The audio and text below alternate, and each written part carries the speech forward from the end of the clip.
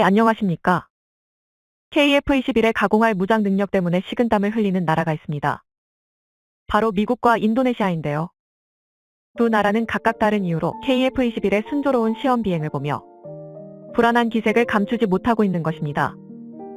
처음 대한민국이 4.5세대 초음속 전투기 KF-21을 개발한다고 나섰을 때만 해도 성공을 예상하는 나라는 거의 없었습니다.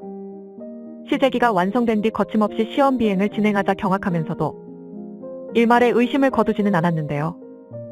그런데 KF-21이 미사일 분리와 기총 발사까지 성공하며 전투기로서의 무장 성능을 입증해내자 언제 그랬냐는 듯이 찬사를 보내는 중입니다. KF-21의 무장 시험이 주목받는 건 역시 탑재되는 미사일 때문입니다. IRIS-T, 미티어 등 현세대 최고 수준의 강력한 미사일을 탑재할 수 있는 전투기는 관심을 끌 수밖에 없습니다. 왜 우리 KF-21의 힘찬 날갯짓을 보며 긴장하고 있는 것일까요? 여기에는 KF-21의 무장과 관련된 비하인드 스토리가 숨어 있습니다. 현대전에서 제공권의 중요성은 두말하면 입 아플 정도입니다. 오히려 암묵적인 합의라도 있었던 양 공중전력이 길을 못 피는 우크라이나 전쟁이 이해하기 힘든 특수한 상황인데요. 제공권을 확보하기 위해서는 당연히 전투기를 보유해야겠지만 기본 중의 기본은 전투기에 탑재할 무장입니다.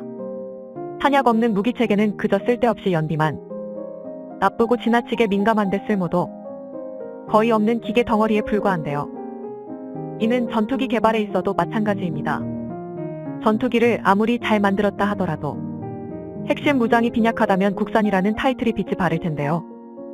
이 얘기는 대한민국의 KF-21 보라매에도 똑같이 통용되는 말입니다. 지난달 말 KF-21은 공군 사문연 비행단에서 이륙해 남해 상공에서 진행한 공대공 미사일 무장 분리 시험 공중 기총 발사 시험을 성공적으로 수행했습니다. 항공기와 무장 장착물 상호 간 외장 분리에 따른 간섭을 확인하는 시험으로 무장을 분리하는 과정에서 동체의 비행 상태에 끼치는 영향은 없는지 다른 무장이나 외부 센서에 충돌하지는 않는지 등을 테스트했죠. 이 실험을 깔끔하게 통과한 KF-21 개발진은 불과 일주일 만에 또 다른 실험을 공개했습니다. 이 실험은 4월 4일 진행되었으니 미티어 미사일과 기총의 발사 실험으로부터 꼭 일주일이 되는 날이었던 것인데요. 그 영상은 이튿날인 5일에 공개됐습니다. 공군과 방위사업청의 유튜브를 통해 공개된 KF-21의 두 번째 무장 실험 영상은 배면에 반 내린 무장창에서 미티어 중거리 미사일을 분리했던 첫 번째 실험과는 달리 주의 끝에 하드 포인트에서 미티어와는 다른 미사일을 발사하는 모습이 담겨 있었습니다. 이번에 선보인 것은 단거리 공대공 미사일 IRIS-T로 미국 무기로 치면 AIM-9 사이드와인더와 비슷한 포지션의 무장입니다. 공대공 근접 전투에서 20km 이내 근거리 목표를 격추하기 위해 사용하는 미사일이죠. 원래라면 이 자리에는 사이드와인더가 들어가 있어야 했지만 잘 알려져 있던 바와 같이 미국은 실물이 없는 개발 계획에 자국제 미사일을 통합해줄 수 없다며 한국의 요청을 거절했었죠. 대한민국이 KF-21의 국내에서 자체 개발한 AESA 레이더와 항공전자 장비를 탑재하겠다고 선언하자 대뜸 미국에서 일방적으로 AIM-120 AMRAAM 공대공 미사일의 제공 약속을 철회하겠다고 통보한 것입니다. 이에 대한 미국의 변명은 아직 개발이 완전히 이루어지지 않은 KF-21의 자국의 무장을 탑재할 수 없다는 게 이유였는데요. 하지만 KF-21 개발이 국제 방산 시장에 어떤 의미인지 알고 있다면 미국의 속내야 뻔한 일이었습니다. 미국은 F-15K, KF-16 등 지금까지 공중전력의 대부분을 미국에 의지하고 있던 대한민국이 자신들의 영향력에서 벗어날 기미를 취하자 졸렬한 방식으로 경고를 보낸 것이었습니다. KF-21을 개발하더라도 앞으로 적어도 10에서 20년은 한국이라는 거대한 방산시장을 좌지우지할 수 있으리라 여겼던 것과 반대로 대한민국의 성장세가 지나치게 빨랐던 건데요. 미국이 우리의 최대 동맹국임은 변함없이 확실하지만 그런다고 기술 강국으로서의 갑질도 하루 이틀 일이 아니었습니다. 사실 오히려 지금까지 대한민국이 자체 개발해 성공했던 무기체계는 미국의 갑질에 맞서다가 더럽고 치사해서 자립에 성공한 경우가 대부분인데요. 이번 사건도 마찬가지였습니다. 우선 공대공 미사일 분야에서 생각보다 일이 쉽게 풀렸는데요. 미국의 AIM-120 제공 거부가 국제 방산시장에 알려지자 선뜻 나선 건 유럽이었습니다. 영국에서 MBDA 미디어를 제안한 건데요. 총장 3.7m, 직경 178mm, 중량 190kg의 최대 속도는 무려 마하 4, 최대 사거리는 100km, 300km에 달하는 미티어는 초가시거리 공대공 미사일 중에서 단면 최강으로 평가받는 미사일인데요. 흡입한 공기를 압축하여 연료와 혼합해 연소시킨 뒤 그 가스를 고속으로 배출하면서 추력을 발생시키는 덕티드 램제트를 탑재하고 있는 것으로 아주 유명합니다. 그리고 이에 다른 추진체 미사일보다 사거리가 3배 이상 길며 이 덕에 긴 사거리에도 종말 단계까지 속도를 빠르게 유지할 수 있어서 현존하는 가장 위협적인 공대공 미사일로 여겨지고 있습니다.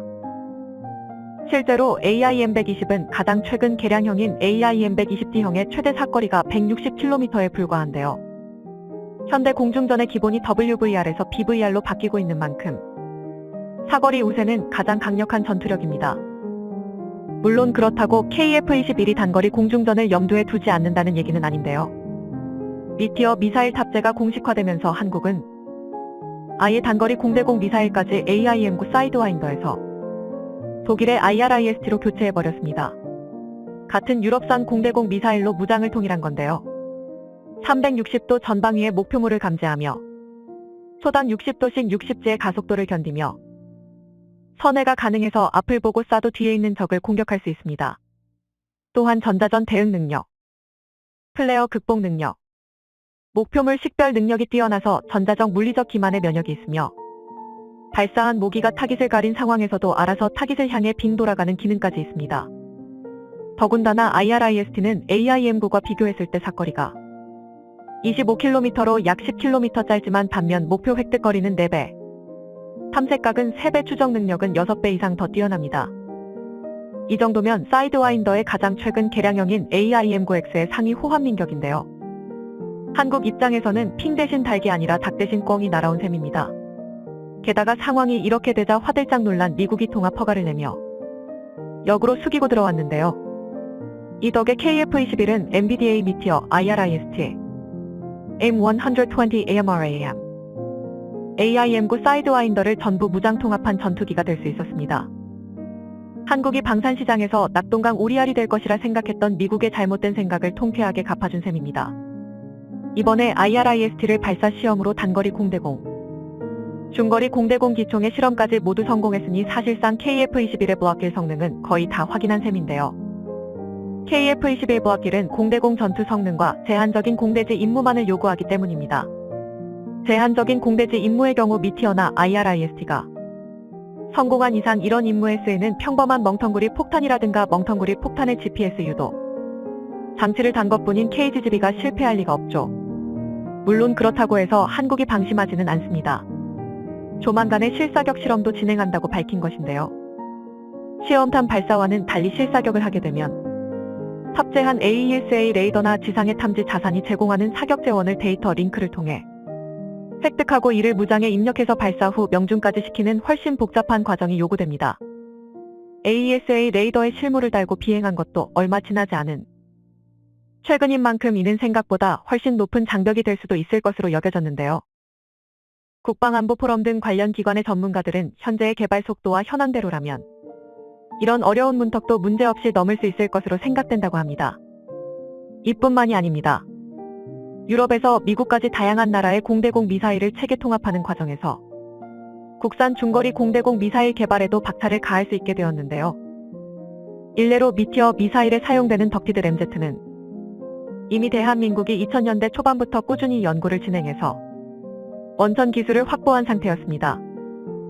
실제로 지금까지 공개된 국산 중거리 공대공 미사일의 정보를 종합해보면 직경 200mm의 미디어와 마찬가지로 덕티드 램제트 엔진이 탑재되어 있습니다. 또한 최대 사거리는 약 200km 이상일 것으로 보이는데요.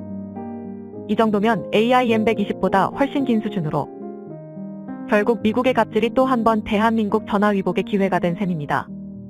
더군다나 한국, 미국, 영국, 독일의 무장이 모두 통합되어 있는 만큼 KF-21의 확장력은 방산시장의 역사에서 전무후무한 강점이 되었는데요.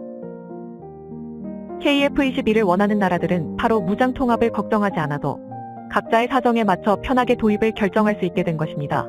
이런 경사의 와중에 불쾌하게도 KF-21의 소식이 전해질 때마다 소를 치는 그 나라 소식도 들려왔습니다. 최근 알려진 바에 따르면 인도네시아는 지난 2월 중순 연체 중인 분담금 중 400억 원을 납부했다고 합니다. 이 시점은 KF-21의 복좌형 시제 4호기가 최초 비행에 성공하고 AESA 레이더 탑재 비행과 야간 비행을 앞두고 있을 때였는데요. 그러니까 이들은 KF-21의 성공을 아직까지도 확신하지 못하고 있으며 KF-21의 개발이 이 이상 없을 정도로 장애물 없이 순조롭게 진행되니까 이제 와서야 분담금을 조금씩 내면서 또 간을 보고 있다는 것이죠. 이들이 이번에 납부한 400억 원도 총 연체 금액 8천억에 비하면 고작 5%에 불과할 사업에서 자기들을 빼놓고 가지는 말라고 눈치를 준 것으로 해석됩니다. 정말이지 분통 터지는 일이 아닐 수 없는데요. 개발자인 KAI가 공모나게 린니가 KF-21 프로젝트에 기술적으로 기여한 바는 사실상 전무하고 그래서 지금까지의 성과는 전부 한국의 기술력만으로 이룬 것인데도입니다. 이런 태도를 취하는 것이 이해가 되질 않는다는 반응이 많습니다. 당장 내년에 양산이 시작되는 마당에 이래서야 인니와 당초 계약된 판매 물량의 생산이 마무리돼도 그 대금을 다 받을 수는 있을지 걱정입니다. 미국이나 인도네시아나 모두 KF-21의 성공을 예상하지 못하고 있다가 제대로 크게 한 방 먹고 전전긍긍하고 있는 모습이 우습기도 하지만 한편으로는 그만큼 국방력과 국방력을 이룰 수 있는 군사기술이 얼마나 중요한지 다시 한번 절실히 깨닫게 되는 계기도 되는 것 같습니다. 시청해주셔서 감사합니다. 영상이 도움이 되셨다면 구독과 좋아요 부탁드리며 다음에 더 유익한 영상으로 찾아뵙도록 하겠습니다.